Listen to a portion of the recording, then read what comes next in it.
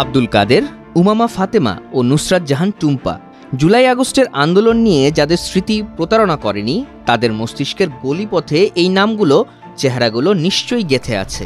আন্দোলন যখন তুঙ্গে, তখনই কিছু মুহূর্ত আর সিদ্ধান্ত আলোর ঝলকানির মতো কাজ করে। কাদের ছিলেন ৯ দফার কারিগর। আন্দোলনে নারী শিক্ষার্থীদের যুক্ত করায় গুরুত্বপূর্ণ ভূমিকায় ছিলেন উমামা। আর টুম্পার সেই ঘটনাটি ছিল আইকনিক। নিজের সহপাঠীকে রক্ষায় পুলিশের ভ্যানের সামনে প্রাচীর হয়ে দাঁড়িয়ে যাওয়া নুসরাত জাহান টুম্পাও আন্দোলনে দেয় নতুন মোড়। চলুন এই ত্রয়ীর মুখ থেকেই শুনি ওইসব মুহূর্তের কথা, অনুভূতির কথা, কিভাবে তারা জড়িয়েছিলেন ইতিহাসের পাতায়। ১৯ জুলাই ২০২৪ নাহিদ ইসলাম গ্রেপ্তার হন। আসিফ মাহমুদ ও বকর তার ২ দিন আগেই গ্রেপ্তার হন। হাসনাত ও সার্জিস তৎকালীন ৩ মন্ত্রীর সঙ্গে সাক্ষাৎ করেন। পরে তারা গণমাধ্যমে ৮ দফা দাবি তুলে ধরেন। তবে কাদের লক্ষ্য করেন এই ৮ দফা দাবিতে কিছু গুরুত্বপূর্ণ দাবি বাদ পড়েছে, যা আগেই আলোচনা করা হয়েছিল। তিনি পদক্ষেপ নেন এবং দাবিগুলো পুনরায় গণমাধ্যমের সাহায্যে প্রকাশ করতে শুরু করেন ২০ জুলাই থেকে। ৯ দফা হচ্ছে কি, অনেকে বললো যে প্রধানমন্ত্রী পদত্যাগ, প্রথম দফা প্রধানমন্ত্রী পদত্যাগ। আমি বললাম যে না, এইভাবে প্রধানমন্ত্রী পদত্যাগ দেওয়া যায় না। আমরা এটাকে ঘুরিয়ে পিছিয়ে বলতে পারি। শুরুতে ছাত্রদের পক্ষ থেকে প্রধানমন্ত্রী পদত্যাগ বিষয়টা হয় না। তো আমরা হচ্ছে কি, আমরা বললাম ছাত্র হত্যার দায়ে প্রধানমন্ত্রীকে জাতির কাছে ক্ষমা চাইতে হবে। এক্ষেত্রে যদি তিনি ক্ষমাও চান, তিনি কি আবার মেনে নিলেন যে কি ছাত্র হত্যা দায় তিনি মেনে নিয়েছেন, কন্ট্রাডিক্টরি হয়ে যায়। কেন আসলে হয় না আর কি বিষয়গুলো। তাহলে আমরা মনে করতাম যে কি ৯ দফার মধ্যে মূলত ১ দফা ছিল। যখন ৯ দফাটা দিলাম তখন হচ্ছে আমার তার বাসায় থাকা মানে কি সম্ভব হচ্ছে না। তখন আমি হচ্ছে ফোনটা চেঞ্জ করে ফেলতাম। আমি হচ্ছে একটা বাটন ফোন ইউজ করি। আমার যে ফোনটা আছে ওটাকে ব্যাটারি এক জায়গায় কিংবা ফোন এক জায়গায় রেখে আসি, বাটন ফোন ইউজ করি। সেখানে হচ্ছে আমি সিমে ঢুকে যে সিমটার নাম্বারটা দিই। এক্ষেত্রে একটা বিষয়, যখন নাকি সাংবাদিক আপনার যে হাউসে যখন সংবাদটা পাঠায়, তখন বলা হচ্ছে কি এটা তো কোনো ইয়া নাই, তার তো ভয়েস রেকর্ড লাগবে, সে দিচ্ছে এটা প্রমাণটাকে। তখন আমি রাতে ৯টার দিকে যখন সিমটা অন করে ২ কিলোমিটার অনেক দূরে চলে যেতাম, গিয়ে সিমটা অন করে সাংবাদিকের সাথে কথা বলে 2 ঘন্টা কথা বলে আবার সিমটা অন করে বাসায় চলে আসতাম।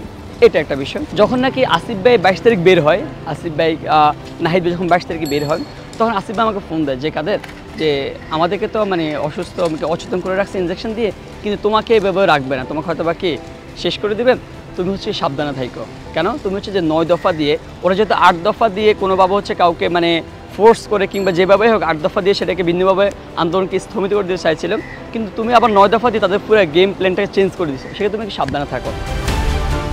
৯ দফা দাবির পক্ষে আন্দোলনের নেতৃত্ব দিয়ে পুলিশের হয়রানির শিকার হয় কাদেরের পরিবার। কাদেরকে থামাতে চাপ দেওয়া হয় তার আত্মীয়দের। ৩ তারিখ দিবাগত রাত, শনিবার রাতে হচ্ছে আমি সিদ্ধান্ত নিই যে না, এভাবে হতে পারে না, আমরা ১ দফা দিয়ে দিই শনিবার রাতে, যেটা পরবর্তীতে হচ্ছে, কিন্তু আমি তো ১ দফা দিতে পারি না। তা মাসুদ এবং রিফাতের সাথে যোগাযোগ করি, তারপরে না যে সিনিয়ররা আছে, সিনিয়রের সাথে যোগাযোগ করে আমি দিই, আমরা আলোচনা করি। তারপরে বাইরের সাথে আলাপ করা হলো, বাইরে বললো যে না, যে এভাবে দেওয়া যাবে না, আমরা হচ্ছে কি সবার সাথে 10টা মিডিয়া ডেকে দিই। তা আমরা ওই দিন আর শনিবার আর দিই নাই বিষয়টা। পরবর্তী রবিবারে হচ্ছে আমরা, ৪ তারিখ রবিবারে হচ্ছে আমরা বিষয়টা বাইরে, যখন আগে তো তারা বলছিল যে তারা 3 দিন দেখবে, আস্তে আস্তে দেখবে, কিন্তু যখন আমরা শনিবার যখন মানে প্রেশার ক্রিয়েট করি না আমরা দিবই, 3 তারিখ রাতে যখন দিবই, তখন তারা বাইরে মনে করে না এটা দেওয়া আসলে উচিত।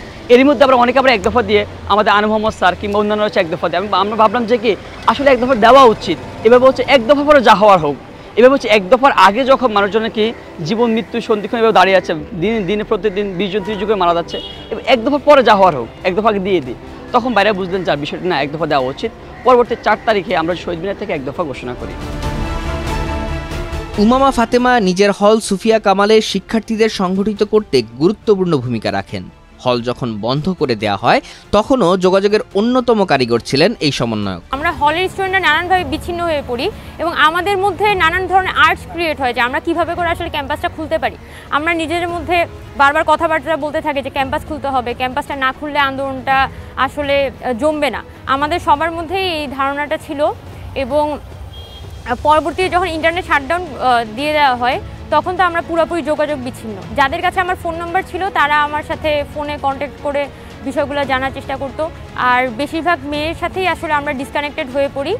সেই জায়গা থেকে আমি যেটা বলতে পারি যে পরবর্তীকালে কিন্তু আন্দোলনটাকে আবার অর্গানাইজ করে নিয়ে আসা গিয়েছে এবং দেখা গেছে আমি হলের মধ্যে ভিন্ন কী কর্মসূচি থাকতো সেই কর্মসূচিগুলো নিয়ে আমরা মেয়েরা কথা বলতাম এবং কে কোথায় থাকবে, যেহেতু বেশিরভাগ মেয়েই কিন্তু ডিসপার্স হয়ে গেছে, মেয়েরা কিন্তু একসাথে নেই, তো একই সাথে একটা জায়গায় মেয়েদেরকে আনাটা কিন্তু টাফ।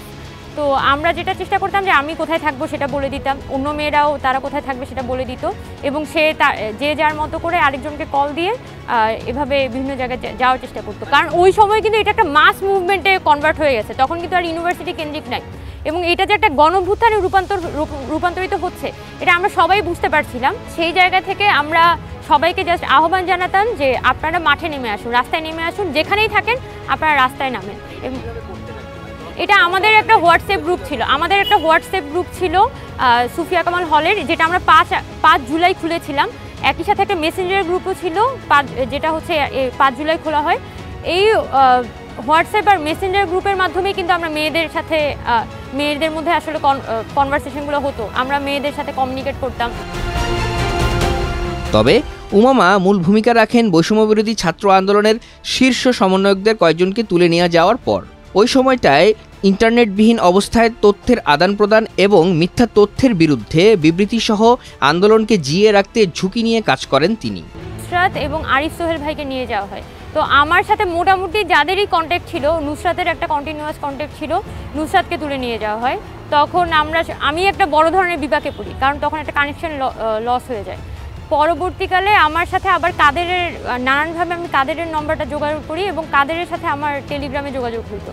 ওই ফর্মে হচ্ছে একটা আসতো নির্দেশনা যাচ্ছে কী প্রোগ্রাম হবে, তারপর হচ্ছে সবাই এটা নিজের ওয়ালে পোস্ট করতো, যেভাবেই হোক এটা সার্কুলেট করার চেষ্টা করতো।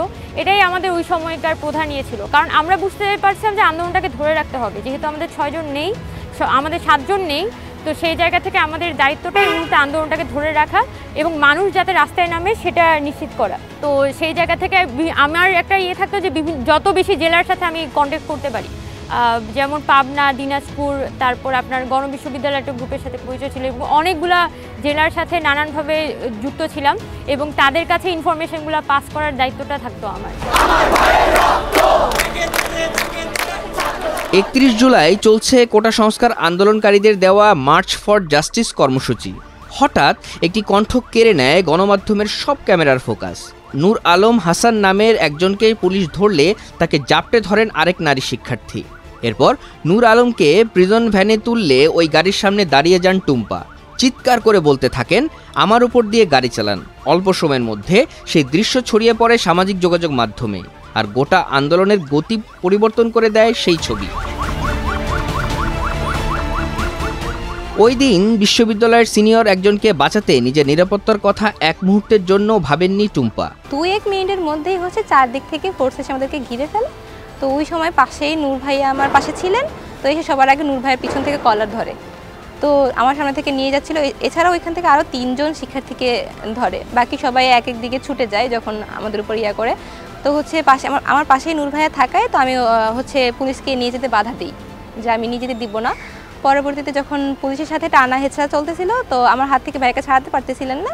পরে আমার হাতে পুলিশ একটা আঘাত করেন, পরে হাতটা আমার ছুটে যায় এবং ভাইয়াকে নিয়ে ওরা চলে যাচ্ছিলেন। তো ওই সময় আমি কোনো উপায় না পেয়ে পিছন থেকে দৌড়ে আবার সামনে এসে ভাইয়ার কোমরে ধরি। ভাইয়ার কোমরে বেল্ট ছিল, বেল্টের মধ্যে আমি এক হাত দিয়ে ভাইয়ার কোমর ধরি, আরেক হাত দিয়ে পুলিশ যে ভাইয়াকে ধরে রাখছিল ওই হাতটা ছাড়ানোর চেষ্টা করি। তারপর ভাইয়াকে গাড়িতে উঠায় ফেলেন, আমাকে দূরে সরায় নিয়ে আসেন। তা ওইখানে নেওয়ার পরে আমাকে ছেড়ে দেয়, লেডি পুলিশগুলো আমাকে ছেড়ে দেয়। আর দেখি ভাইয়াকে গাড়িগুলো ছেড়ে দিচ্ছিল ভাইয়াকে নিয়ে যাওয়ার জন্য। ভাইয়া সহ আরও 3 জনকে আটক করে ওইখানে। পরবর্তীতে যখন দেখেছি গাড়িটা ছেড়ে দিবে আর আমি কোনো উপায় না পেয়ে যে আমার মনে হলো যে এখন আমার গাড়ির সামনে যে দাঁড়াতে হবে যদি আমি গাড়িতে আটকাতে চাই। তো ওইখান থেকেই আমার গাড়ির সামনে যায় দাঁড়ানো।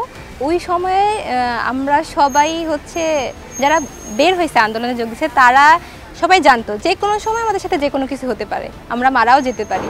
এবং সেই মনোবল নিয়ে, সেই সাহস নিয়ে আমরা ওই সময় ঝাঁপিয়ে পড়ি। এখন যে কোনো কিছু আমাদের সাথে হতে পারতো, আর সব কিছু মোকাবেলা করার জন্য আমরা প্রস্তুত ছিলাম। টুম্পার এই সাহসিকতা বেশ প্রশংসিত হয় দেশ জুড়ে। গ্রাফিতিতে তার দৃশ্য দেখে অনুপ্রাণিত হয় অন্য আন্দোলনকারীরা।